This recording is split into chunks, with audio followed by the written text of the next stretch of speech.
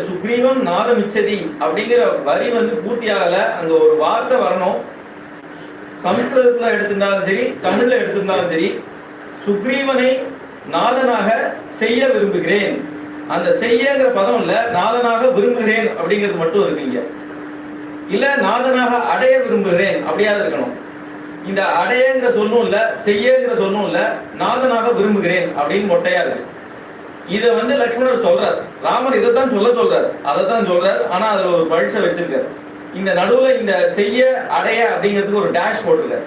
குழந்தைகளுக்கெல்லாம் ஸ்லேட்ல எழுதி இந்த டேஷ் போட்டு ஃபில்அப் பண்ற மாதிரி லக்ஷ்மணர்கிட்ட காட்டுறாரு.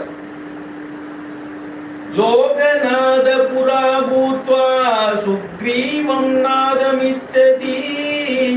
சுக்ரீவன இந்த லோகநாதர் அன்னைக்கு லோகநாதரா இருந்தார். இன்னைக்கு நாடு நகரம்லாம் எழுந்து மனைவி இழந்து இப்படி இருக்கார். இப்ப சுக்ரீவன சரணமடைய விரும்புகிறார்.